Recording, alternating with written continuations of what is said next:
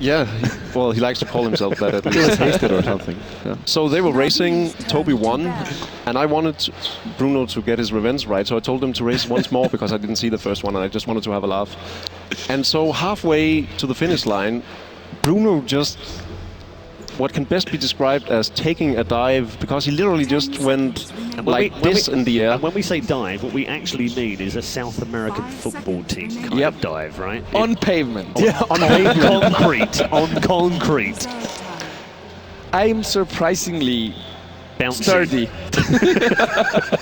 You definitely bounced. It was a very hard hit. Yeah, I left a skin You mark. did, yes. in the Some of your shirt was still in the concrete. I think my chest hair saved my life. Right. Bruno's reasoning for then being as elegant as he was that he wanted to save face for the for the panel. He didn't want his face to get hurt. When I went to pick, I sort of like, are you okay? Are you all right? Because it looked pretty horrendous, right? I picked him up and he's like, all I could think about in the final second before I landed was avoid the face. The moneymaker. Yeah. So that's the true story. No bears, no invokers, no fights with Dendy, no hairstyling, nothing. That's how the hand got ruined. I think he was trying to do an impression of Michael Jackson at one point, but we couldn't find the white club either. Yeah. So enough of the nonsense right now. We're getting into the serious business of the draft for game one.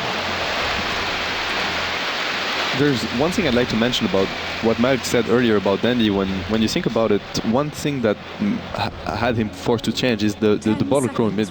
He was the kind of player to actually he could dominate a 1 versus 1 and win the game for his team, you know, just by the skill he has. But the problem with that is the mid lane is now very even because of the bottle crow usually. So not only that, if you look at actually what Arteezy started creating, and a little bit of Eternal Envy as well, we don't see more of these Queen of Pains. We rarely see pucks mid. We go for this kind of like carry mid player. You just put the carry player on the mid, and you just get the silent to be the rotating kind of, not what would be the mid player before. So now what we see PAs and we see Shadow Fiends. Kind of hard to crush your opponent. Yeah, he kind of doesn't work as well right now in this metagame. That is true. And I really like the first pick Enigma for EG. It's a hero they use very well, and they usually jungle the hero. I don't think they play it differently, so it's interesting to see that they would first pick that hero. I think it's kind of a direct challenge to Kuroki's Rubik too. They're not even banning it out. And Kuroki's probably even better known than Chuan for his Rubik play. And going back to the Doom pick too, Doom very, very popular in the Eastern scene. Not so much in the Western scene, but still pretty popular. Pretty good versus Doom, very good versus Tidehunter. Or, sorry, very good versus Enigma, pretty good versus Tide. When you see Tidehunter and Enigma, and we've seen this from EG a lot as well, this is a really, really hard lineup to play against because you have to be careful of so many things. Cloud9 suffered that during the Dream League. There was this dreaded silencer game. And I mean, granted, the same player said, well, that was not the best game for the silencer player, which was Spylight Die. But at the same time, you have so many things to think about. It's like, well, do I try to stop the Enigma and then the Tidehunter will wreck me? You have to make so many choices. And sometimes you get lost in trying to stop those two. And you forget about the carry that is actually killing your team. Definitely, and I don't think Doom will be enough to stop their teamfight potential, so Navi might be looking to something else than 5 versus 5 head-to-head teamfights.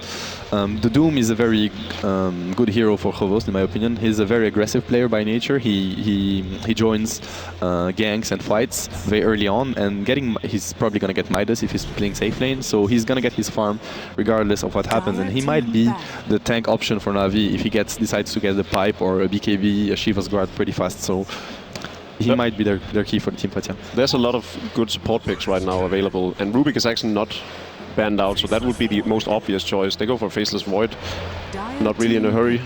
But there's also Lich that can cancel the Black Hole. There's the Disruptor. If he gets an Aghanim Scepter, then that's also going to be at least the bane of Enigma's existence, right? So they have several outs. You know what Zai's record with Enigma is in this patch? No. 9-1. You know what Universe record with Tidehunter is this patch? 8-0. So Navi, Impressive. Navi has to put some big plays. Yeah, sure. and I actually personally don't like much the Faceless Void into a Tidehunter Enigma pick, mostly the Tidehunter, because it feels like if you, until you have the BKB, which is going to be a very late item in a Faceless Void, you want to avoid the item. if you don't catch the Tide Hunter, there's a possibility for reset, and your black Chronosphere feels kind of wasted. That's true, but on the other hand, we saw yesterday, although IG lost that game to Mouse because Mouse was just playing out of their minds, right? Their last hope was actually Void going on Tyranitar. It looked like at one point they could win the fight thanks to that. So maybe that's Navi's plan. Like one of the best ways, he can't evade the disabling, the disabling from the Chronosphere. You can now crack and shell out of it. I gotta ask you, how are they laning this? Yeah, I was wondering that too. You talked about Doom being played by Havos. No, this is a Kuroki Doom. Yeah, Kuroki Jungle Doom. And what Jungle Doom? Yeah, Jungle Doom Kuroki. Then he also plays Prophet on the mid lane. Yeah, that's also true. Here we see the Disruptor. Navi is definitely going for the long game here. Yeah. I think Navi has a great way of dealing with the EG teamfight, to be honest. And the Storm Spirit is very interesting. So he got Storm Spirit versus one of two best heroes against him, like the Void, the Doom, and actually even the Disruptor. Well. Yeah. So that's a very, very risky pick for EG. I'm looking forward to see how they're going to use that. What's then you're going to play? Yeah, I would bet on Prophet. If it's not, it could be a Prophet Wood, it could be a Prophet mid or offlane. Navi can play anything. That's. What about something like Invoker for Dendi? Is that still an option for them? Could be good. I'm normally a big fan of a Furion mid, just because of how much it opens up the map for you, and he gets that fast level, he can push down towers easily, he can gank the side lanes easily, but Navi doesn't have a lineup that could support that. When you think about it, if they run a Prophet Woods or a solo mid that can kill the Storm Spirit easily, I mean with the help of the Prophet, Storm Spirit is a very easy kill in the early game, so they could destroy that Storm Spirit. And there's something to say about Navi, and especially Puppy. He usually focuses a lot on the mid. I don't think Storm's going to be mid. Arteezy doesn't play Storm. I'm completely agreeing with you. To me, Storm. it's a safe Mason Storm. Yeah. In that case, and what would they run mid in that case? Razor mid. Yeah. All right. Razor. That's pretty well. Against Nature's Prophet, he doesn't really care much. The team fight from EG is very scary. It is. So Navi is looking for. But this is what we were talking about earlier. We have no idea what Navi's going to go for. No. But this is really good for them. Like, it's really hard to draft. I really like the fact that, I mean, the Doom seems kind of not pointless right now, but he has so many targets to choose from. There's so many interesting things that he has to stop that one Doom is not going to be enough. That is true. I only think he really has to worry about two targets: the Storm Spirit and the Enigma. I would say not even Storm Spirit. Disruptor can handle Storm pretty easily. Yeah. Unless he jumps on Disruptor. Navi can win the lane. But if he jumps on Disruptor, it's kind of like a victory because he's not jumping on someone else.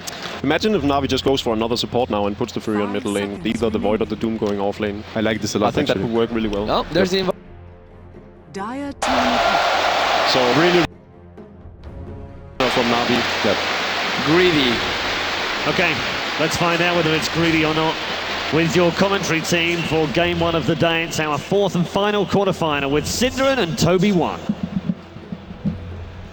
Thank you very much, Paul. We are here for Navi versus EG. I'm Toby1, joined by Synderen. And man, we're going to have one hell of a best of three coming our way. Yeah, just already from the draft here, of course. This is, I don't know if we should call it a historic matchup. Like Bruno pointed out, these teams have faced off a lot of times in the past. Not necessarily the players themselves, but the organizations. EG and Navi have a history across many games for playing a lot of very important matches because they are two of the biggest esports organizations in the world. This kind of matchup is one that even people who don't watch that much Dota can probably relate to being a fan of either team from maybe some other game like Counter-Strike or maybe League of Legends or something like that. So even though I don't think Navi has a team there right now, but I could be wrong. Anyway, it is, of course, Dota 2 we're looking at right now, as we actually do have a pause right away with a disconnect from Funix. So I think it's going to take a little while before we get into the game. So let's talk a little bit about our impressions of the draft. What do you think? Straight away, man, like I know I was talking to you before when we saw the first two pickups coming from EG, and I was talking about this here on like day one during the Mouse game, and I'm like, where is the Enigma Tide combo? Where is the full team fight thing where I was expecting it for this competition? Where you have like this huge amount of control which no one really wants to go into, and as this tag teaming big AoE control abilities which just let you dictate the terms of the match. That's what I was expecting to see coming out in this tournament. EG with their first two pickups with that Enigma as well as the Tide, it's like they're just making a statement straight away saying, we will control you, we will win this game. And then they had the Wraith King, which we saw also being played by Alliance yesterday. It's a wonderful soaking up hero. You then have Razor as well as Storm Spirit. We've got good initiation, we've got good control, and we've got late game tower pushing as well coming out with obviously like the refresher Aghanims. If you can get to that on the Razor, you're able to burst through the Rakdos. I'm loving that from EG, but Navi also have a lot of things working against the EG lineup. They have one of their favorite combos, I guess you could say. NAVI is one of the teams that, across the entirety of Dota 2, I think have played some of the most Invoker, I think. Dendi is very famous for that hero, of course, and the amount of combinations that NAVI have tried to play that hero in, I think they've tried so many different ways of running that Invoker. And in this game, I think it was a good last pick because they have the setup Chronosphere, they have the kinetic field from the Disruptor and a lot of other teamfight presence, and they know going into the teamfights against this EG lineup, which will inevitably happen, they need enough AoE damage to actually take down these heroes. So what NAVI are aiming for is, I would be shocked if this is not a Quasi-Xord Invoker, because they need the damage from him in this game. And would you still want to do that though, when you have like heroes like Wraith King as well as Storm Spirit controlling their mana level? Wouldn't you flag that up a little bit higher? Or are you just thinking one charges will save them? The EMP would be really good against Wraith King, that's true. But I think the reasoning here, or the reason why I would think Quasi-Xord is better is, first of all, I think he could put more pressure in the lane in this particular game. That's true. And secondly, they want ideally to get the Chronosphere on heroes like Tide and Enigma, and they want to kill them during the Chrono. And we know when Dendi plays this Quasi-Xord Invoker and he gets into the mid game, when he's about level, I don't think, 13, 14-ish, which he gets pretty fast if he gets a Hand of Midas, you will have that massive combo with the Deafening Blast Meteor and a Sunstrike as well. So anywhere the Void finds an initiation with a Chronosphere, I think the Sunstrike will be a huge part of this game, actually. That's true. And like, even with like the rest of the NAVI lineup, like with Glimpse pullback into Void Walk, as well as like having the kinetic field up, you're going to hold someone in position for a very long time. Like, you have to really be dodging inside of that kinetic field. You don't really have a lot of space to move inside of that. Yeah, there's a couple of things that they need to be really careful with here, though. NAVI, of course, as you mentioned, EG has incredible teamfight, and I love to see EG going. They're showing confidence right here. I think it's not that frequently that we see a team picking Storm into Doom, because they knew Doom was picked by NAVI already in the first phase, and they were like, okay, so the way we're going to play this Storm is that we will try to catch out the Doom, so Storm doesn't get doomed, and then they either burst down the Doom or he jumps around a lot. But then NAVI, with the Void pickup, with the Disruptor pickup, they actually have quite a few counters to the Storm. But if those abilities are used, this is a game in which I think Storm can kill a lot of targets and give a lot of control for EG. In my book, I am not completely sure why they went for the Razor. I think it's, in many games, it's really good for lane control if you're playing against a melee hero, and maybe they want to put him up against the Void in the lane. Yeah. But Razor versus Invoker can be good in the start, in the very early laning stage. I'm assuming the Razor goes mid in this game. Yeah. But after that, if it's a Quasi-Xord Invoker, when he starts getting up the Forge Spirits, he can. I think he's going to overtake that lane, even against a player like Arteezy. Yeah. I'm wondering if even NAVI, I wouldn't say they dodge, because we know the lanes can switch around. We've seen Invokers even running off lanes recently as well, with the Voids going in towards the mid lane. I know, like we were also saying before, like we're watching a Chinese team, the second that Void comes up, you're like, all right, it's going to be a mid lane solo kind of thing. So both teams actually have options as well about where they can switch their lanes up. Like, do we try and go for a dodge or not? EG, it's only literally the question of where Storm Spirit and Razor end up. For NAVI, it's like the question of where Invoker and Void and Doom all like slip into the mix up here too. But we just assume Doom to go inside that jungle because it is being played up by Kuro, our resident German. Yeah, for NAVI, man, a lot of it's going to come down to the other game, and the more and more I think about it, that Exalt build on the Invoker, I'm 100% with you. Like, Dendi has to have influence so early on in this game. He can't just sit back and say, I'll get a Hand of Midas, I'll wait for my supports to come and roam and gank, because you've got a Doombringer as well as a Disruptor. Like, Glimpse is the only thing which could catch someone out of position in the middle lane and get a kill. And on a Storm Spirit, that'll be completely useless. Even on Razor, it's quite good, but Razor's got very high movement speed. And that could actually cause some problems as well. But either way, we're getting into the game finally, so the game has been unpaused, and we have Funnick back in as the Nature's Prophet. So we're good and ready to rock and rumble, peoples. NAVI versus EG. Game number 1 of day 2 of the ESL 1, coming to you live from the Commerzbank Arena here in Frankfurt, Germany. Now, let me have the honor of introducing Team Evil Geniuses. On the Dire side, it's going to be Universe playing his, I believe, 8-0 Tidehunter. Let's see if he can continue his amazing streak or if it comes to an end here. We've had one streak ended, which was IG being 15-0 with Shadow Shaman, and then they lost game 2 to Mouse. So one streak has been ended. Let's see if EG is well in this game. And we've got PPD playing as the support Wraith King. We've got Zai on Enigma. We've got Arteezy playing as the Razor, and finally Mason will be playing as the Storm Spirit. Give us a round of applause for Team EG. It's at this point, I think I get to take the easy role here, Cinderin. So running through the lineup here for the boys from Ukraine, Estonia, as well as Russia. We have NAVI. It is going to be Horst as the Faceless Void, and we have Puppy taking up the role as the Disruptor. That leaves Dendy on the role as the Invoker. We have Kuro as the Doombringer, and that leaves our last one for the Nature's Prophet. It will be played by their offlaner, Phonic. So, of course, let's just get it. Let's a toe in the water. How many people here are actually cheering for Navi? The battle begins. All right, I think that's a clear majority for EG. Yeah, what do you say? I was thinking it was going to be a little bit more balanced, man. Like, I know Navi, like, you basically bleed Navi blood if you're a follower for these guys, but EG does exactly the same thing with their followers. I thought we might have actually had a couple more EG fans here in Germany, but I suppose the German is on the Navi lineup. But either way, we're now into our lanes, so what we do get is Razor. It will be Arteezy tagged up as Allison. They'll be going up against Dendy in the middle lane, which means we do actually see the safe lane Storm Spirit. Yeah, he's going to get a lot of farm in this game. Nature's Prophet doesn't really have too much lane presence against the Storm Spirit with any sort of support in the top lane, but what I'm really curious about in this game is this reminds me of something Navi used to do, I think almost a year back or maybe more. When enemies were playing greedy, they would just play greedy as well and be like, okay, so you want to run an Enigma jungle, we're going to run Doom jungle. They know that Enigma will be faster, but Doom can definitely have an impact later on, and I think Navi were nervous that if they got 2 roaming lane supports and they didn't win the early game, they would just flat out lose an economy. So they're making sure they can keep up with Kuro in that jungle position with Doom, which is actually played fairly rarely at this point, mainly off lane or safe lane farming, but interesting to see Navi pull out and I don't know, should we call that an old strategy or at least something, yeah, it's been a while since I saw that. It's something very Kuro-ish, like he loves taking these heroes towards the jungle. I know Navi, you're right, it is kind of like that kind of thing. Like, if you can try and experiment with someone to run the jungle, back in the days, like even Puppy was playing support Storm Spirit inside the jungle, so he was able to do that, running bottle first on Storm Spirit.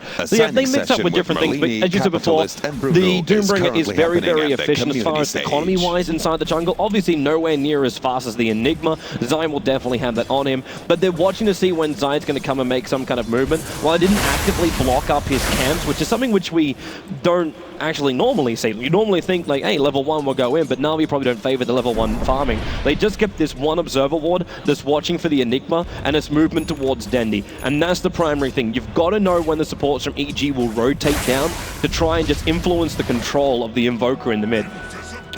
Yeah, especially now that that Cold Snap was nerfed. I think was it last version or the one before. It was a pretty significant nerf to Cold Snap, which made Invoker weaker with every single build because no matter what you went for, you would always get Cold Snap. That was like the quintessential skill for Invoker. We're actually going to try to see an initiation here in mid from Navi. There's a prod. In. They're going to go, and that's going to be Razor. He's trying to go for the Hawkstorm Kuro. They have enough damage from Phonic. They've got first blood underneath the tier 1 tower in the mid.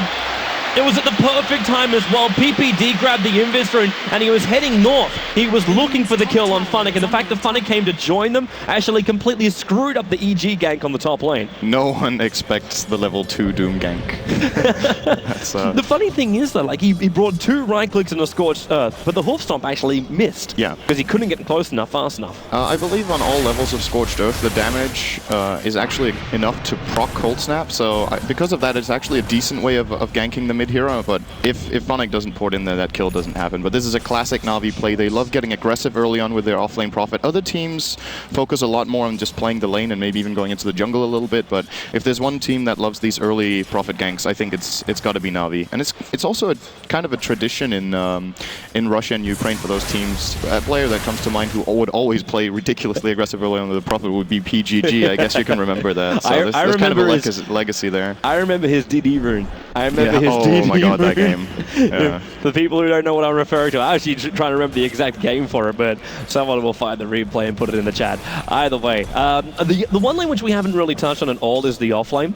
The Tidehunter, like we still have to remember that this Tidehunter exists. And the combination with the Enigma, because you have a Tidehunter which can get really, really close up against the Faceless Void, it means you're getting a very quick level 6 over on this Tidehunter with some really decent farm as well, because the Anchor Smash makes it so Void can't really harass him. And Puppy, like, Thunderstrike is all he's really got, and that kind of damage up against a Tidehunter is negligible. Yeah, we're going to see them try to maybe go on Universe here. Puppy's coming in from the back with a level 2 glimpse as well. Will use the Thunderstrike first, needs to glimpse now if he wants to, but Universe doesn't care. Just kind of man-fight him here and force him away. Universe is so tanky that that Puppy has no chance of battling him like man-to-man like that one, and Havort has no interest in doing this. Until he has Chrono up and running, he won't even consider going in for a gank, and they'll need Prophet Ultimate to also be there for them, because I don't think they have enough damage with just the 2 of them down there.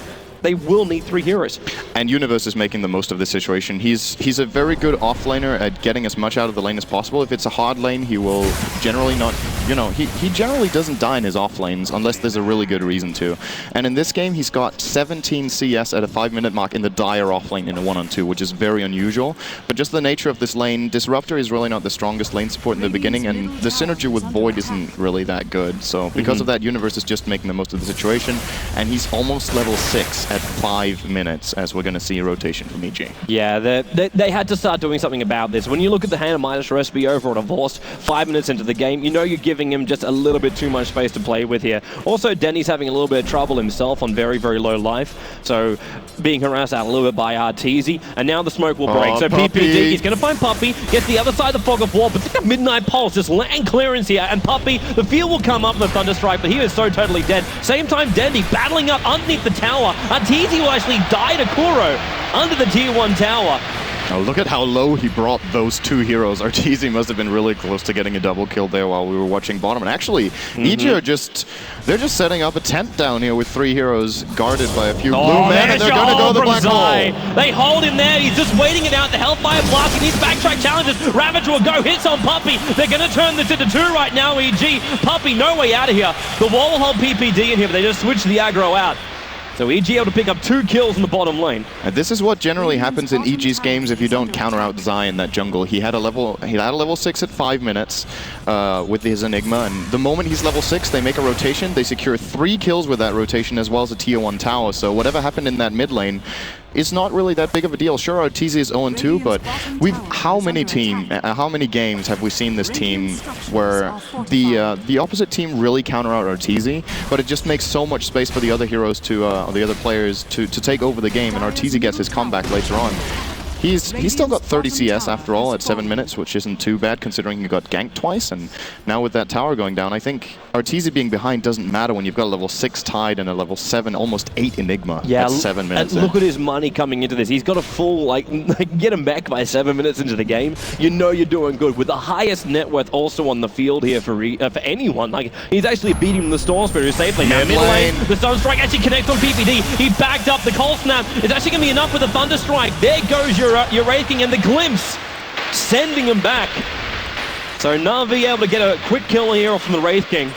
I love seeing Navi's play there with Puppy backing out, as well as Dendy. The Wraith King wasn't actually dead yet, but there was Thunderstrike on him, and they knew that Prophet's ultimate was going to hit him. Actually, speaking of Prophet, he is not going to survive this. Mason gets the kill. Actually, running the is it correct to call that the Eternal Envy build? I think he was the first player I saw running that. The Soul Ring on Storm Spirit actually makes a lot of sense, because the way his ultimate works, it has a base mana cost, and then it's percentage based how much mana it costs. It's out of your entire mana pool. So with the Soul Ring, you actually get a big burst in your mana pool relative to how big it is. So you get that extra bit of jump that he actually used very well here to finish off Funnick, and it's a great counter pick to a Prophet as well. Man, there's a big push coming up on top lane. A big wave of Enigma conversions, Mason as well, and well, Kuro, he is up here on the top lane. This is a level 6 Doombringer, so this should be taken into account where Storm Spirit can't just jump and be free and merry. He must be careful about getting locked in there, but it doesn't really matter. When you have an army like that, the tier 1 tower will always go down. And they're waiting for an opening here, but nothing really showing up, while Universe continues to battle up against Divorce in this bottom lane. Mr. Hand of Midas, but no real influence just yet. And Dendy also, he's a hero who has managed to find a couple of kills in middle lane, but there's no rotations. The Sunstrike's been here and there, but again, no real early game presence where EG, they're all over the map and they're pressuring Navi on all sides. And with that pressure, they've already managed to accumulate a 5,000 gold lead. It's actually pretty amazing considering it's 9 minutes in and it's 4-3, but that's the 2 towers as well as just the amazing farm that both Mason and Zai have managed to pick up here. So not looking too good for NAVI in the early game. The way they can come back from this, I think, revolves a lot around Puppy getting the level 6 at this point. They have all the other ultimates, which are really strong, but I think the static Storm is going to be really important. It's going to disallow Storm from jumping around. If he catches Tide with it before the Ravage, he obviously has to move out of it. It's not an ability you can just crack and chill off. And also the Enigma, who, by the way, has already got his next item. It took him, oh wow, it took him 2 minutes to get that, really? This is a really farmed up Enigma, man. Zai is bringing his A game today, I'll tell you what. And when you get such an injection of money early on, like you got a free jungle. Most Enigmas we've been watching over the course, like the last 2 weeks, professional Dota, every single part of their jungle is being watered up. It's really difficult to move anywhere. And this is like a major issue for Enigma. It's like, I remember I was watching one game, the Fly was playing for Fnatic, and he had 2 camps available, and all he could do was basically just stack one of them because the other camp was too close to the enemy. And he still was able to farm up. But when you get like a free jungle for Enigma, you move so quickly, get such high money, and also good denial. Taking out that DD Rune in the bottom lane. They are making sure that EG do not have any extra power here. Yeah, interesting to see. Look at the Wraith King. He's level 6, and he's still not skilling his ultimate, which is very, very unusual. I'm not sure what he's holding onto the point for. This is a good treant here, by the way, by Funnick. Yep. What's the logic behind this, of not skilling the ultimate? It's maybe so he has the choice of whether he thinks it's worth... let's say he gets caught out alone, and the ultimate will be useless in that situation. So he just dies and dies again. He chooses to not skill it so that in the situation when he's under the pressure, he can decide whether he actually wants it to go on that 4-minute cooldown. I think that's the reasoning, and if it is, that's really smart. I've never seen that done before, actually, so loving this from PPD. Okay, now he's like, okay, it's time, guys. The situation will be, I'm going to die to Roche. So I'm going to pick it up right now. The Profitoli is not making this easy for him, but the mech is there from Zai. The medallion's going to be more than enough negative armor. They'll work through Roshan. The downside is it took 4 heroes from EG just to make sure they could ensure this, and in the meantime you got a Doombringer Devourer at 4 levels up, farming up. You've got Void who's using Hand of Mines, also farming up. This game is not really meant for like, hey, okay, we lost Roshan, the first one went down, that's a nice little advantage here and there, some tier 1 towers went down here and there too. This game is for the long haul, man. Like, if you're thinking like going out to the parking lot, having a cigarette in like 20 minutes time from now, you're not going to. Save your body and wait until the 60-minute mark. That's how long this game will go for. I don't think so, actually. You think it's going to be over quicker than that? Just the way EG has been playing recently, especially when they get this kind of start, I have this feeling that now that they got Roshan as well, they're going to try to be pressuring their advantage, and if the next fight goes EG's way, I don't think this game will go much longer than 30 minutes. But if Navi get the team they need, yeah, then it's going to be a long game. But it's a big but, I think, because, no pun intended, but it's like EG have so many ways of taking the fight that there's a lot of pressure on Navi. I think their teamfight combination is harder to pull off. It's more restricted to specific ways of play, whereas EG have more options. So things need to happen in a very specific way for Navi, which they are really good at making them happen in that way, though. But it is still hard, and against a team like EG, they're going to go top lane. There's your jump in. The prep was there. Zai, he'll have to commit Black Hole if he wanted that kill, and they can't jump in any deeper. Kuro was also waiting up here. Initially, it was meant to be a Kuro as well as a Vorse gank on the top. But turned into EG being the initiators, and Vorse goes all the way back to base to heal up PPD, stunning towards Dandy, but the 4-star brings him very much into safety. And with Puppy also with the neighborhood, having that static storm as well as Glimpse actually is dragging PPD back a little bit further, and the wall does come up, but Zai's also rotated towards the middle lane. So the mech has come to mid as well as both Ravage on the back of a Blink Dagger, and of course the Enigma Black Hole. It's all up and running. EG, this could be your fight you're talking about, man. And Navi may just not want to take it. They let it go. Tier 1 towers for them. Okay, fair enough, we understand it, but if they take the fight, they lose so much more. Danny's staying close enough for a denial, but he can't get him. There's too much from EG there. Yeah, I was considering whether Navi actually wanted to try to take that fight because they knew Mason used his entire mana pool in the attempt to kill Vost up top, so they must have known that EG were actually playing that one as a 4-on-5, but they're still not confident enough. They know there's a Blink Dagger on Tide, they know they have the Aegis on Arteezy, so there's too much from EG for Navi to fight like this right now. They have to get Let's try to see what do Navi need to do to accomplish a good team fight. They have to get a chrono off on at least 2 targets. I think one doesn't. It's not enough, even if it's the best possible target. So a 2-target chrono or more. The Doom has needs to be on the comboed Storm with Invoker, and Doom needs to be on. You say Storm or Enigma in this case? Maybe even tied, just because he can't Kraken it off, so they know they're not going to get ravaged, and maybe they can play around the Enigma a bit more since he doesn't have a Blink Dagger. So I think if they can Doom the Tide, that's the best target at this point, because else he will always counter-initiate on them with the Blink. But it's really hard to find Universe. He will always be in a sneaky position and come out of nowhere with the Blink Dagger. So Navi definitely on the back foot here. You're looking at the net worth top 3 currently for EG, and that's with a Midas Void. He is still behind both Enigma, Razor, Look and what he's Storm. building into as well. Like most Faceless Boys we've seen through the competition, I mean, looking for like early Mask of Madness, you try and find some extra damage with a Maelstrom, but this almost looks like a Necro book build coming out from Void. It's a build I don't think I've seen since the Complexity days. They started playing that because the way Chronosphere works, Void as well as any units under Void's control can move freely in the Chronosphere. So that means Necro Book, Manta Style, etc. can be used in the Chrono. And maybe it's just a strategy from Navi. Okay, they're like. So what you talked about with the Quaswex build Invoker could have gone for, they want some sort of mana drain so that they can either drain all Tide's mana so he can't Ravage, or they can kill Wraith King without having to kill him twice. So I really love the Necro Book build here, especially since I don't think Havos needs to do massive physical damage in the early game. They have a Doom to deal damage, they have a Prophet, and the Invoker with great damage too. So later on, of course, he will be transforming into, whatever, into a more carry-oriented build. But I love seeing the book, if nothing else, for variety. It's something different. Yeah. Well, Navi like to do that, man.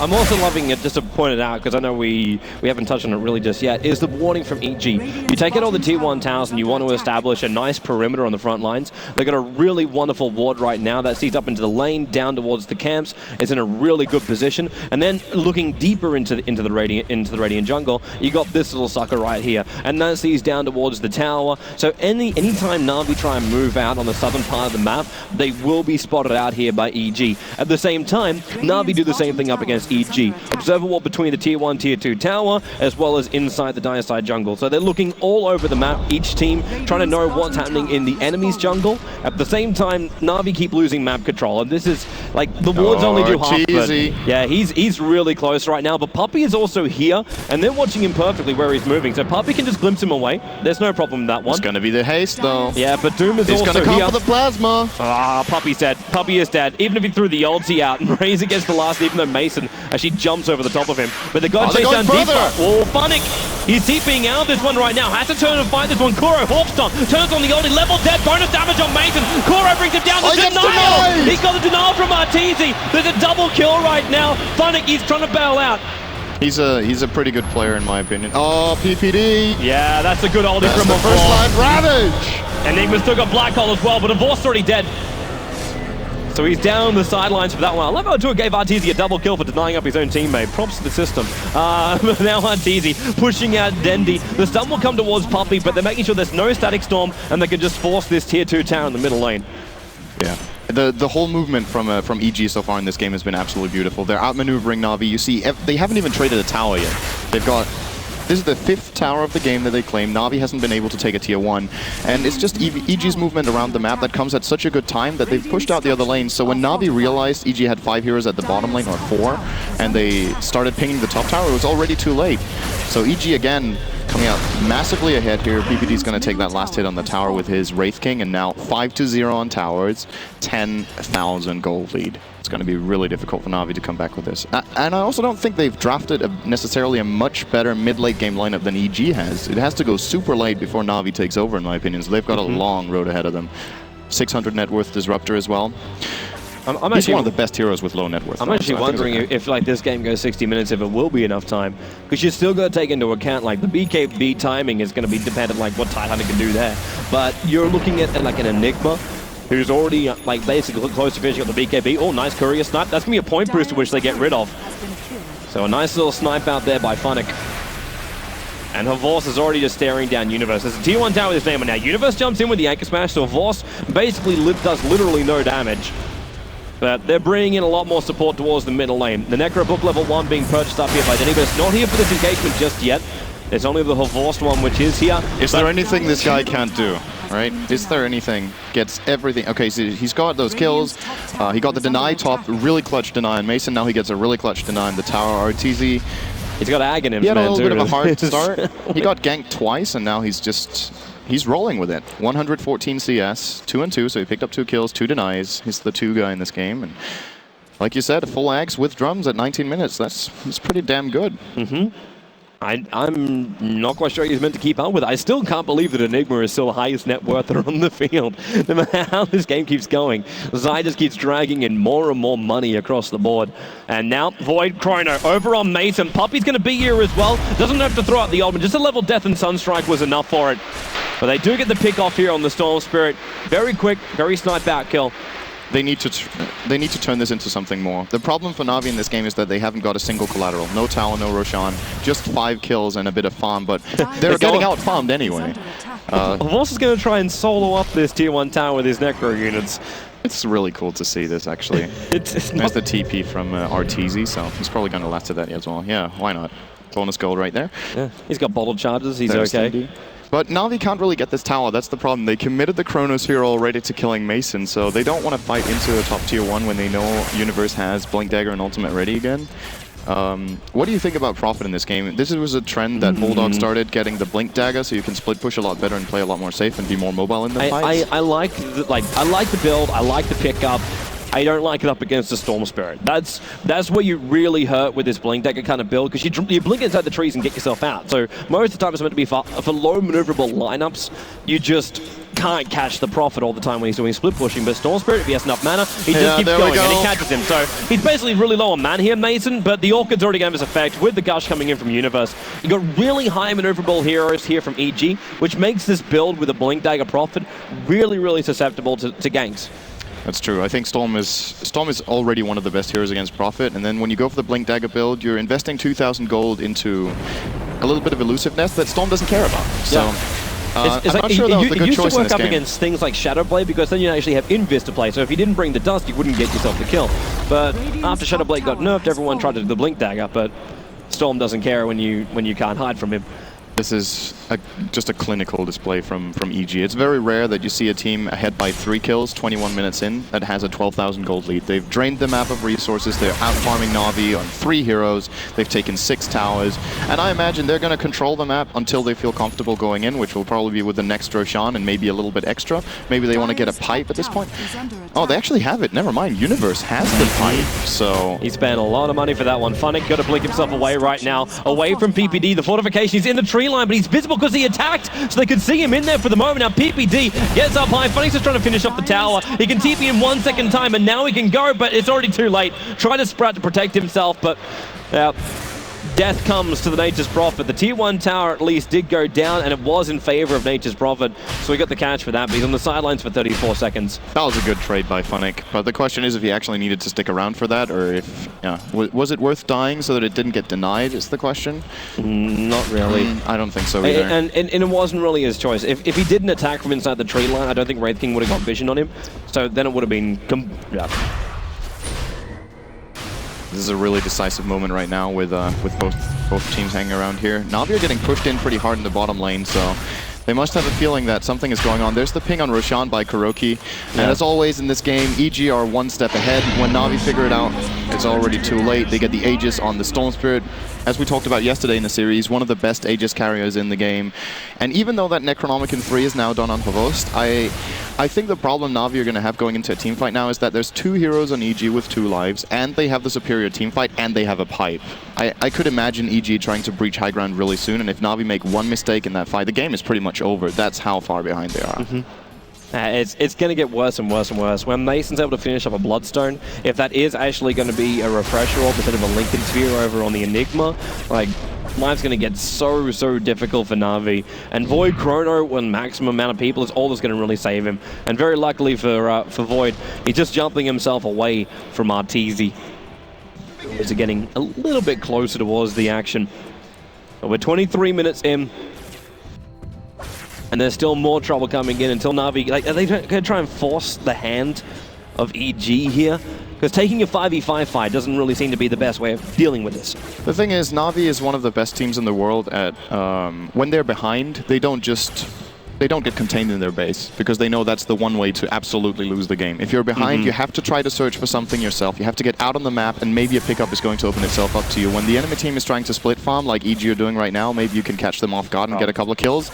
If Navi just sit in their base and let EG control the map, they have lost the game in 10 minutes, no matter what. So they have to try to find something, but they didn't find anything. So EG kind of figures it out here and don't get caught out. And I want to mention something about Mason's build in this game, because it's not that common we see a Storm Spirit go for an Orchid and then after that go into the Bloodstone. But I think in this game it's really good. Mostly Storm Spirits will go Orchid into BKB, but he's up against the Chronosphere and he's up against Doom. So he wants to just be as hard to kill as possible and as necessary to kill as possible at the same time. Navi have to kill him or he's going to bring them down, and they have to bring him down twice because he has the Aegis and 1500 health and 9 armor. Yep. It's a very tanky hero with a lot of potential here from Mason. So it's actually even harder to kill him once Zai actually gives him his Lincoln Sphere charge too. So Kuro getting that Doombringer up on him is off the charts. Yeah, I know, 14,000 net worth. He's actually out farming the Razor and Storm by about 2.5 to 3k gold. This has to be like the fattest thing we've seen in a very, very long time. 200 CS at 24 minutes in on a position 4 hero. That you see, that's what you generally get on a carry hero if you have free farm, and he's got it on a position 4. If you're giving EG Enigma, you need to be really careful. You need to have some sort of way of dealing with it. And Zai has not been countered at all this game. He's got completely free reign of his own jungle, of his rotations, and Navi haven't been able to find a solution.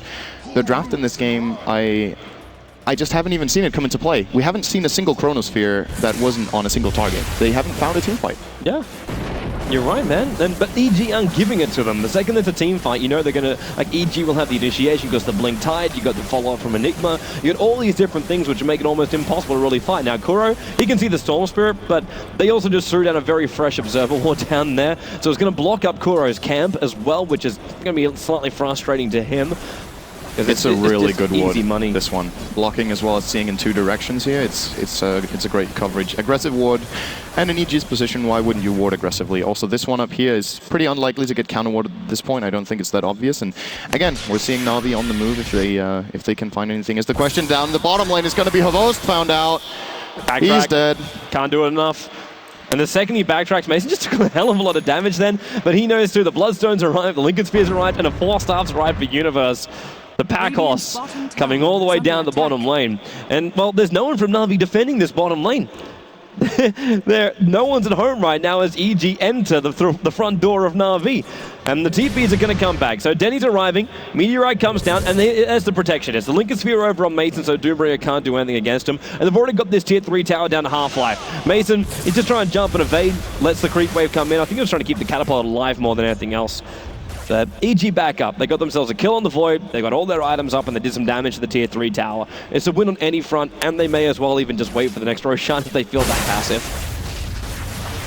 It's very rare that Navi has 5 kills in a 27-minute game. I just want to point that out. EG are not being caught out at all.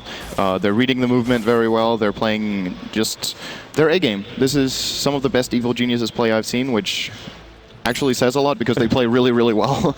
But just clinical display right here. And a comeback from Navi in this game would be absolutely insane. It's not just about the graphs and the lead, it's just the control EG has had in this game. It has to be getting to Navi mentally that they just have to be feeling helpless at this point. They're not finding anything, and EG has to be so comfortable knowing that no matter where they go, it just seems like everything turns out in their favor. And maybe now we're going to see the base push that I was waiting for. What did I say? It could be a 30-minute game if Navi didn't have a great team fight. We'll see if this team fight goes the way of EG, Navi's going to call GG. Oh yeah, 100%. Could be true in 30 minutes. Like Puppy's sitting there with 1,500 net worth. He's got nothing in this game. Avos needs like the greatest ultimate he can possibly get now. He's got Zai and Mason right next to each other, but it's a bait because Universe is sitting right behind it, ready to blink over the Chrono. Now Chrono goes out. He starts on the Enigma. Does he go for the Ravage? Universe is holding on to it, and Zai, he's almost dead. The Meg Charge going, now your Ravage will come in. They've already got the kill on Denny. The Black Hole with Kuro and Avos.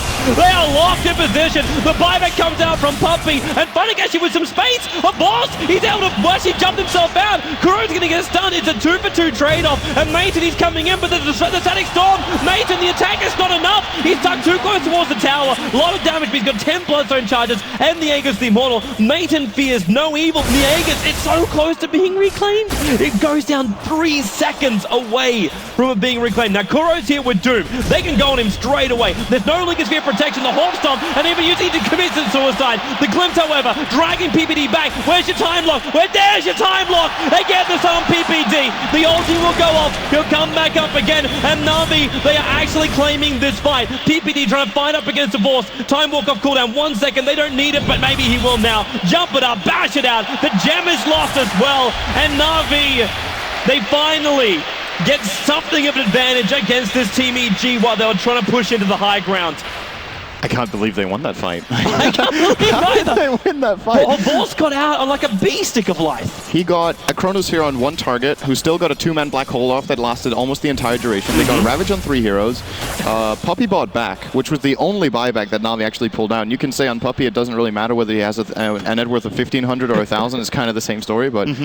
His biggest thing, the biggest thing was the fact that Mason he stuck around at the very last moment. It's like, oh, I'm going to bring down this tower and let the Aegis Immortal trigger, because that's what he wanted. He wanted full life as well as mana straight back again, or try and soak up at least one ability from NAVI now and then jump. Here's what I was thinking Mason could have done in that fight, and correct me if I'm wrong on this. I don't think I've ever seen it before, so maybe that's why I didn't get the idea. If you have Aegis and you use your Bloodstone to suicide, do you respawn at the same point? Because he was out of mana and health. He could have killed himself willingly, respawn, and then go in and win the fight. Because the only reason EG lost that fight actually was that Mason was out of mana and he wasn't getting killed. NAVI were like, oh, he's out of mana, great, ignore him. Kill all the others, don't kill the Storm so he comes back and can kill us. And he couldn't really do anything there. I think if you suicide with Bloodstone, you have Aegis, you do respawn there, but that's a really special mechanic that that's like 1 out of 10,000 games you would actually use that. But in this case, it could have maybe won the game. I will refrain from mechanics and we'll let the panel decide that one later on. Right now, though, I just want to flag again Zai. This guy is getting fatter and fatter. Even if he dies with 236 CS, he is sitting at the highest net worth. He's still 5,000, almost, 5,000 net worth in front of Funnick, who at this point is the only man getting a large amount of farm. He's got 2.7k gold on him. He can actually almost finish up his Mjolnir, which will help out like monumentally by putting that shield over on a Vorst, because then they get the extra damage during the team fight. Now, NAVI, they jump in, and they actually got him inside the BKB. Vorst jumps himself back out again with his Necro unit. Zai jumps in, no black hole, 7 seconds on cooldown for him. Mason's in as well, but Koro, the BKB will trigger. Doom still not off just yet. The Static Storm is out, and they're looking for a place to fight, but Arteezy still in the damage, 197 points, another 6 points taken. He's turning into a Vorce. They just pull out the damage. Malivus under Dendy. He doesn't force up available. Universe is on the other side of him. There's no mana for him. He just body blocks and lets EG take the fight. 3-0 on that one. The tier 2 tower still went down, but they got BKB charges out and EG take a very convincing engagement. Yeah, this is what I think is going to happen in every single team fight if the Chrono is not more useful. In the previous fight, that's why I was really surprised NAVI won that fight in the bottom lane, because to me that Chrono wasn't that useful, but if nothing else, it put a lot of pressure on EG. This one didn't put any pressure. They got out the BKB from Arteezy, but at that point he's got 2,500 health with his current item build, and he's got BKB, and Void's item build with this Necro 3 is really not that useful when the target's in BKB, so he can't get the mana burn damage out. So NAVI were just like, okay, this Chrono's really not good, let's get out of here. And then they just get overrun by Enigma Malefice, Storm jumping in, a great Ravage from the Universe, very timely again from him. This guy is a rock on this hero. They got chased down. They got fully chased down. And when you commit like that, I don't think there was an option to pull out. I really don't. Because with the blink daggering of Enigma as well as Tidehunter, you know you're going to get caught unless everyone's got blink daggers and force staffs. You can't bail out of such an engagement. And of course knew it. Like he ran himself in there with his Necro units, got it off. He did 2 hits onto Arteezy and said, this is a really bad idea. I don't know if Puppy just screamed at him saying back or something along these lines, but they realized like mistakes were made once the BKB came up and they had to get out of there, but EG, great chase lineup, and they just picked him off. As a result of that, I don't think they can go high ground at this point, because EG's lineup is of course heavily built around their AoE ultimates. They've got a 50-second cooldown on Ravage that I think they're just going to wait for and secure the next Roshan first. So we see NAVI scouting it out here with the Nature's Prophet. But you know, NAVI's best chance in this game is actually to get a fight in the Roche Pit. They have a lineup that can contest EG in these narrow areas, but it has to come down to a really great Chrono from Havost. If that whiffs again, EG are just going to take the fight with their, the problem is, even with a good Chrono, how are EG ever going to get all of their key heroes gone out? You're in trouble, there Mason. We go. That could be and the opener for BKB it. out this one with a Hawk Stomp. The Sunstrike won't connect, but Funnick comes in. There's your extra damage. No They're going to buyback. pick off. He is down 40 seconds because 40 the Bloodstone seconds. charges though, so it's not as long on the sidelines. But NAVI, do they consider trying to take out Roshan? Or do they just try and force another engagement here and push up the middle lane? I don't think they have the damage. If they want to bring down Roche, they have to bring in Havost and use the Necro Book on it, and I don't think that's enough, and the bottom lane is kind of falling apart, so Funnick is going to port back and defend this, but good pickup for Navi. They buy themselves a bit of time once again, and will now spread across the map and get themselves some more farm. And we haven't talked too much about Doom's transition in this game. I said if Navi were to win this game, they have to go very late. Doom is one of the heroes who can actually, he's been played as position 4 in this game, and he's now starting to accumulate a lot of gold. He has a net worth of about 14,000. He's almost got his Shiva's guard at this point. He's going to use Midas and get 1 or 2 creeps, and then he's got it. But yeah, the question is if that's going to be enough. Of course, we've got some, with the BKBs coming out for EG, they have it on, is that 3 out of 5 heroes have BKBs, so the Shiva's not really doing anything against that. A little bit, of course, but... Unless he's trying to go for a scythe, like, yeah. That might be the better option, man. That might be the better option. I think just if Kuro doesn't get anything with armor, he's just going to fall apart to the Razor Ultimate draining his armor and just getting attacked down by pretty much everything. I think he had to go for a defensive item in this case, so I agree with the Shiva's choice, but Navi need more time, and that's still going to be the problem for me if they can buy that time at this point. There's another Funnick's going to be the space creator, really. We saw it with Admiral Bulldog yesterday, and we could see it again here from Funnick, but he'll have to be working a lot, like real overtime here. And he's trying to get into like his own side of the vice, so he can be the disabler, but this means like the split push power really isn't anywhere near as strong. But at the same time, he needs to be that disable. He needs to be that guy that comes into the fights and can sit on the edge, throw out the damage on a hero who is hexed up, so there's no evasion helping him out, there's no BKB triggering off, and they just got like this chain stun straight away. But it's going to get really difficult, especially with Arteezy's next item. EG are rolling in the money. Yeah, what did he just get? Oh, he got the ace. Oh my goodness, yeah. This is...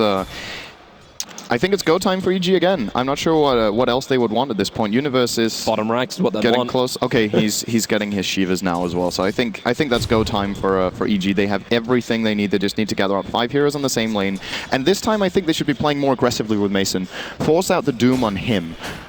Since he has the Aegis, either get doomed or make sure you burn your entire mana pool trying to kill a target or 2, and then you can still use the Bloodstone Suicide. Just got a confirmation from Base Kip that it does in fact work the way I expected, so he will be able to pull out that play if he wants to. And bottom lane. Now, yep, here we go. Yep, they're already going to enter trying for the trade. I don't think they're going to be fast enough for this. They're not fast enough. They tried to trigger the Prophet Ultimate, but the Prophet Ulti actually didn't hit the bottom lane. It got like 1 creep down there, and that was all. But the Counterpulse taking care of the tower. But Havorst and Funnick are up here, and EG are backing up. Zai, there's your black hole on Havorst, and there's no follow-up. They're controlling him, but there's no damage. Havorst, BKB, leap and TP away to safety. They don't get anything. They have the black hole now on cooldown for a rather large period of time. And what was really the trade-off here? There was no damage towards the tower. You got the BKB on cooldown for a little bit longer for Havorst, but with the black hole down, it kind of works as well. I think Zai was expecting Mason to TP up there, but he doesn't have a TP scroll. He doesn't have Boots of Travel yet. He's running around with Treads, and his 6th slot has been taken up by the Aegis. I think at this point you sell the Soul Ring and get a TP, actually. I think it's more important for Mason right now. And never mind. It is a Scythe for Kuro instead of the Shiva's Guard, so... He does want to lock down the Storm. I think he still realizes, like, he doesn't have to be the big guy on the front lines that just tanks it up. If he actually takes more damage, then that's going to be okay. I know Razor, like, if he steals the damage, that's not okay. But they needed this. They really needed this. It's mainly to go up against that Storm Spirit, because Silence won't really work. Puppy getting completely caught out. Mason just a quick jump up after Universe finds him inside the jungle. Well, he's got his point booster now. So, yeah, making some progress. He also has Dendy's branch for some reason. He's just holding for Dendy. It's like the good luck charm. Top lane movement. There's his side device already coming in. That's from Funnick, but he's caught inside the trees. The Doom Ring will go off here right now. Funnick, he's going to actually cut his way out of here. Blink that gets himself up. Sunstrike, perfect position from Dendy. They got themselves a kill. The level death will come. And now that's a worthwhile trade. 78 seconds is how long Arteezy has put in the sidelines, which it nerfs EG's push now. They can't go high ground against this.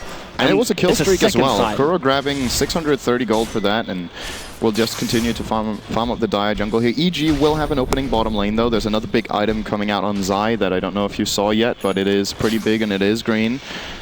And in 70 seconds, he's going to have 2 of those holes that have a different color. So, yeah, we'll see if Navi can defend it. But for now, I'm actually really impressed with how long they're holding on. They're at a 20k deficit and 25k experience deficit, and they keep finding pickoffs before EG gather up and go for their siege. So, if Navi can continue to do this for long enough, I think maybe Void is going to be a threat, but his damage still leaves a lot to be desired. He has the Necro Book only as damage item. He has the BKB. We're going to need some way bigger items to come out from Havost in the next 10 minutes, or...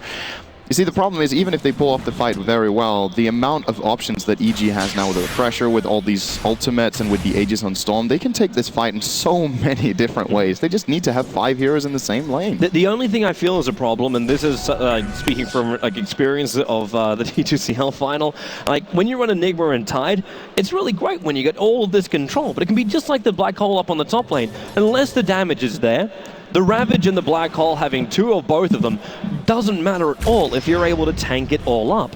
So if that mech is there, if you just have Scorched Earth up from Kuro or enough life points to survive it, you're gonna be okay. The Razor, as well as the Wraith King and Storm Spirit, these are the guys that really have to be in there, dishing out the damage. And right now, Razor still takes a little bit more time before he brings up a high amount of damage. I think we're gonna get what you want right now. Yeah, maybe. 4. There's the Storm jump in. Orchid's over on Mason. Funnick, he's gonna fall with the Hex. They gotta back up right now. Necro units have been triggered off by Dendi as well. The Prophet Element trying to keep this creep wave out. But if Navi tried to follow up that hill, it would have been an absolute disaster for them. And now Storm, long jump up, he goes for a boss, and Glimpse dragging Mason back and away from the fight. PPD being a little bit more spacious, and now her boss lets the Chrono go. The Meteorite's coming down, Deafening Blast with a Ravage from Universe! The entire Navi lineup hit by it, and then there's Static Storm! Actually not making it easy for them, but they're inside the BKBs, they're okay. The Doom will actually tick it out while Funnick TP'd in to ensure the kill. It's still a 2-for-1 at the moment, and they're just rampaging in EG. Diving under the tier 4 towers, 4 stopping in. There's a double buyback coming out from Navi. They will not want to let this Rice go, but all their ultimates are already used. Have also have to try and man-fight up against an Aghanim-scepted Razor, who's still got 224 points of damage stolen. Now it's going to wear off, but the bottom ranks is toast, and EG will pull back. They got the buybacks, they got the racks, they got everything they were searching for. Yeah, and that was even a good fight from Navi, I think. Well, maybe the opening of the fight was really unfortunate because they actually glimpsed the guy they hexed. Yeah. So that was really not good. But the Chrono from Havost, I think, was perfect. He got the 2 targets he needed. They brought down Enigma pretty low, then they doomed him. There was no Black Hole in that fight. And he's got 2 of them, and they still lost the fight. And considering Enigma is playing with a BKB and a Linken's, it's great from Navi to completely lock him out of that fight, but it just isn't enough at this point. If that was an even game, or maybe a 5 or 10k deficit instead of a 20k one, perhaps Navi take that fight, but they're just at such a huge disadvantage here that a good fight is not enough. It has to be absolutely perfect. So just the initial misplay pretty much loses them the fight right away. That's how perfect they need to play right now. Yeah. It's a real hard ask of what's being asked of them, but EG, all they got to do is keep their nerve here as well. We know EG normally have day 1 jitters, but they're looking very, very stable. Very, very stable. I still want to give like MVP right now, even though he didn't do anything during the last fight. Like Zai's presence throughout these entire engagements is still something to be very, very concerned about if you're a Navi fanboy. It means that you have to lock down the Enigma so much that you have nothing going the way of Arteezy. He gets to play freely in the fights. He now has a heart as well, so 3,400 health and a cheese. How are you going to kill this guy without dooming him? Like, you take down 2,500 of his health, and then he just pops the cheese. Like, how do you kill him even if you don't doom him? Like, that's a lot of life points for Funnick. You got some confidence. Yeah, they might not even kill him if they doom him. That's true. There's still 26 armor. Yeah. There's a mech and a pipe. I don't know. Like, even Void, because again, you're sitting with a Void who is now like, okay, he's finally going to build into something a little bit more like faster attack speed, but you don't have a large portion of damage. It's only 140 per hit, and like then you got to take into account everything else. But he's got Necrobook and BKB. You're not looking at like Maelstrom. You're not looking at Mjolnir. You're not looking at like Crystallis or something along these lines that's going to ensure you a high kill. What you've got is a large amount of control, but no mass amounts of damage to follow it up. So, yeah, Arteezy can be more than confident on this front line. He starts the Static Link, they leap themselves away, so that Static Link's going to be on cooldown for a while, as I'm hearing actually a Hex over on the side. Don't know where I'm hearing that from, but either way, that tower, yeah, look at Arteezy. He doesn't care. He's just taking up the entire thing. He knows the heart's going to regenerate him up, and he brings down the tower. No contest really being given by Navi. A little bit of trading of damage, but that is all. Yeah, EG are going to wait until the next wave, and then I think they'll go again. Arteezy will be back up to full health at that point. If he feels like he needs the mana for whatever reason, he could use the Cheers of All. He jumps in, he's trying to go for PPD. They're burning up his mana. He doesn't have enough for an ultimate right now. Even with his 5-1 charges, they lock him in the tree line. The Sunstrike will kill off PPD. Actually got his one charges off in time, and now you black hole! Out from Zai, of course BKB, refresher orb, it's actually going up with the chrono. Mason's jumped up the top of it, EG, they have to sit and wait. Universe, actually is doomed up at the moment, hence no Ravage coming out from him. But Mason has to get out of this base. Kuro back inside, but Arteezy 168 points of damage again being stolen, searching for the opening, and the Firestarter split. PPD, Mason, low on life. Universe, now the Ravage will come on to Funning. Dendy being caught by it on the edge of it at 2, and Kuro, the Hawk Stomp, buys in space. Universe 4-stamped in. He's looking for some extra gushes. There's your second black hole onto a boss. He needs to backtrack more than this time walk. He can leap himself away. Dendy's in close as well. Has to go Invis. The wall up from Puppy. No ultimate still available for him, and they're actually inside the base. They still haven't brought down the racks just yet, and EG going to continuously fight here. But they've got enough damage now. They focus on the racks. They come for the objective-based gaming, and Navi looking to actually come back and fight this again. But it may be too late. The wall is up. They want some stragglers. Universe locked into the stake. Kuro being stunned up, trying to go for an own hook stop. The BKB from him will go. Another leap away by Avorce. Has to break that static link. Back into Zai. Time lock on him, but Avorce backtrack. Needs to help him. He actually jumped himself out before, so there was no escape mechanism for him this time around. The mid-ranks is already gone, and EG, they've got one more ranks to do, and I don't see them backing up anytime soon. Storm, he's actually ulting halfway down the middle lane so we can rejoin the engagement. And now Universe, he's got Denny. A nice Deathling Blast, pushing back both the Titus well, the Enigma, but not easy. Turns on the heat, and this will almost be the call right now. And there it is, GG. EG will take game number 1, 24-13, as they just rampage inside the fountain of Na'Vi. They are wanting to make sure that the Kings of Land get schooled on day 1. Not day 2. And as we said yesterday about IG, when their reaction to winning the game, when we were like, okay, it looks like IG is just another day at the office. EG were like, okay. Just the look on their faces was like, okay, we got